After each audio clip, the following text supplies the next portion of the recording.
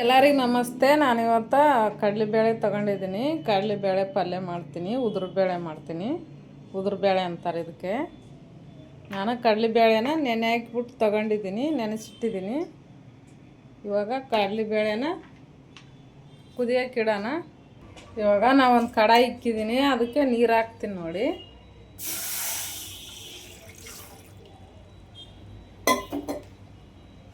ನಾನಿದು ಬೇಳೆ ನೆನೆಕ್ಕಿಂತಿದ್ನಲ್ಲ ಅದು ಹಾಕ್ತೀನಿ ಅದಕ್ಕೆ.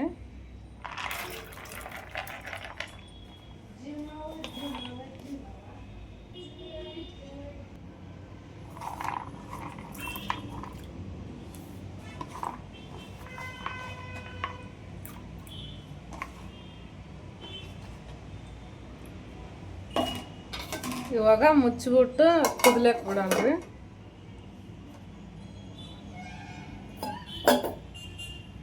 ನಾನಿವಾಗ ಈರುಳ್ಳಿ ಟೊಮೆಟೊ ತಗೊಂಡಿದ್ದೀನಲ್ಲ, ಕಟ್ ಮಾಡ್ಕೊತೀನಿ.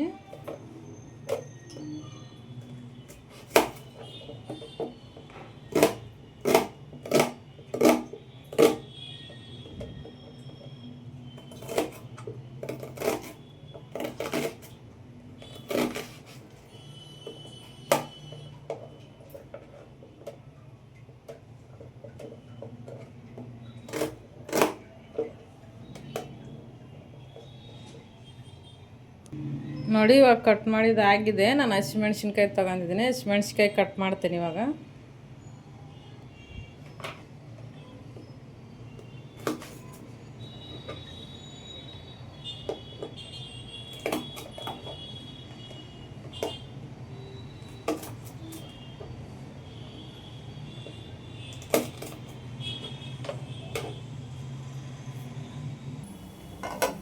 ನೋಡಿ ನಾನು ಸ್ವಲ್ಪ ಇದಕ್ಕೆ ಎಣ್ಣೆ ಹಾಕ್ತೀನಿ, ಮೇಲ್ಗಡೆ ಒಂಚೂರು ಎಣ್ಣೆ ಹಾಕ್ತೀನಿ. ಉಕ್ಕು ಬರುತ್ತೆಲ್ಲ ಅದು ಸ್ವಲ್ಪ ಕಮ್ಮಿ ಆಗುತ್ತೆ, ಬೇಳೆನ ಬೇಗ ಕುದಿತಾವ.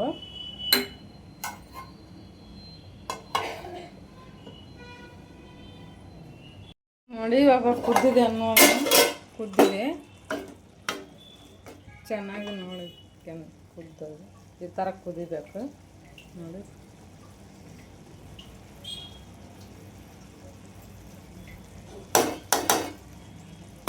ಇವಾಗ ಸ್ಟವ್ ಆಫ್ ಮಾಡಿ ಇಳಿಸ್ತೀನಿ ನಾನು.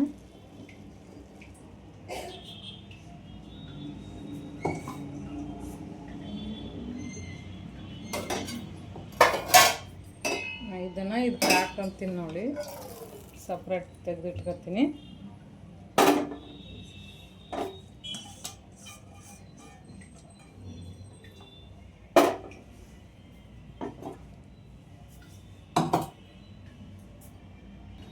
ಇವಾಗ ಕುದ್ದಿದಲ್ಲ, ಈ ಕಡಾಯಿ ಇಕ್ಕೊಂಡು ಎಣ್ಣೆ ಹಾಕ್ತೀನಿ ನೋಡಿ ನಾನು.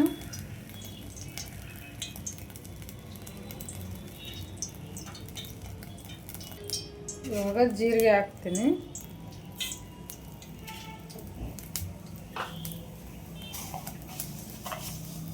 ಸಾಸಿವೆ ಹಾಕ್ತೀನಿ ಸ್ವಲ್ಪ,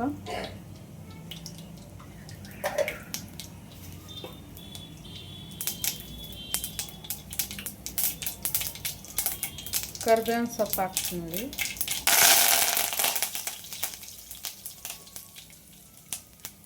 ಹಸಿಮೆಣ್ಸಿನ್ಕಾಯಿ ಕಟ್ ಮಾಡ್ಕೊಂಡಿದ್ದೀನಲ್ಲ ಹಾಕ್ತೀನಿ ನಾನು.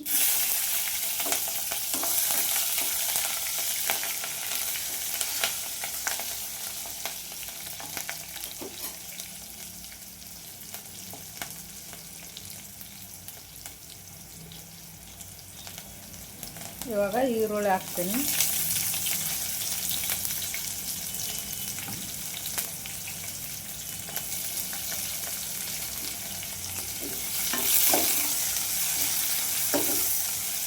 ನೋಡಿ ಈ ಥರ ಚೆನ್ನಾಗಿ ಫ್ರೈ ಮಾಡಬೇಕು. ಇವಾಗ ಟೊಮೆಟೊ ಹಾಕ್ತೀನಿ.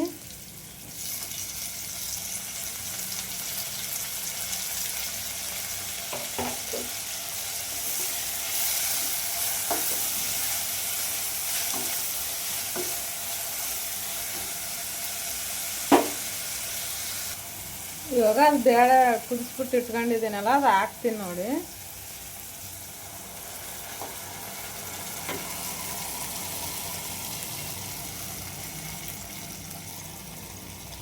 ತೊಗರಿ ಬೇಳೆಯಿಂದನೇ ಮಾಡ್ತಾರೆ ಉದುರು ಬೇಳೆ.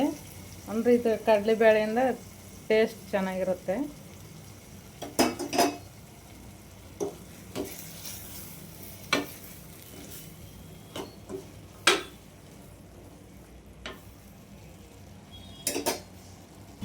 ಸ್ವಲ್ಪ ಖಾರದ ಪುಡಿ ಹಾಕ್ತೀನಿ ನೋಡಿ. ನಾನು ಹಸಿಮೆಣ್ಸಿನ್ಕಾಯಿ ಹಾಕ್ಕೊಂಡಿದ್ನಲ್ಲ, ಅದಕ್ಕೆ ಸ್ವಲ್ಪ ಹಾಕ್ತೀನಿ ಖಾರದ ಪುಡಿ.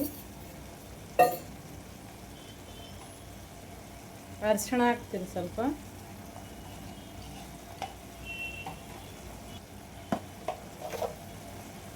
ರುಚಿಗೆ ತಕ್ಕಷ್ಟು ಉಪ್ಪು ಹಾಕ್ತೀನಿ.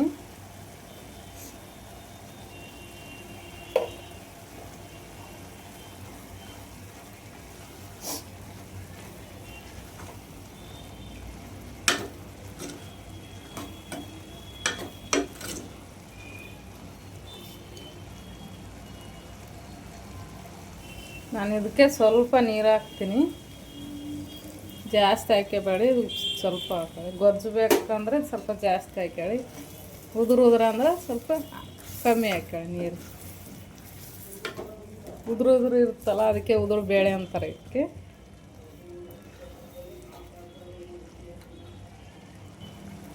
ಮುಚ್ಚಿ ಒಂದು 10 ನಿಮಿಷ ಕುದಿಯೋಕೆ ಬಿಡ್ತೀನಿ ನಾನು. ನೋಡಿ ಇದಾಗಿದೆ. ನಾನು ಕೊತ್ತಂಬರಿ ಸೊಪ್ಪು ಹಾಕ್ತೀನಿ ಸ್ವಲ್ಪ.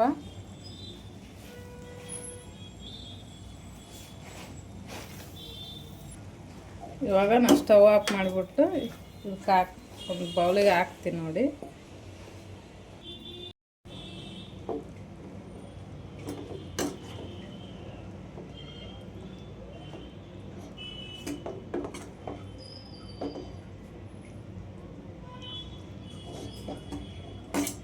ನೋಡಿ ಎಷ್ಟು ಚೆನ್ನಾಗಿ ಬಂದಿದೆ.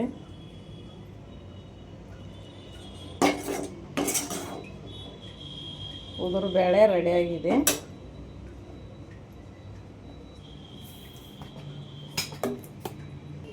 ನೋಡಿ ಕಡಲೆ ಬೇಳೆಯಿಂದ ಉದುರು ಬೇಳೆ ರೆಡಿಯಾಗಿದೆ. ನಾನು ವಿಡಿಯೋ ಇಷ್ಟ ಆದರೆ ಲೈಕ್ ಮಾಡಿ, ಕಮೆಂಟ್ ಮಾಡಿ, ಸಬ್ಸ್ಕ್ರೈಬ್ ಮಾಡಿ, ಶೇರ್ ಮಾಡಿ.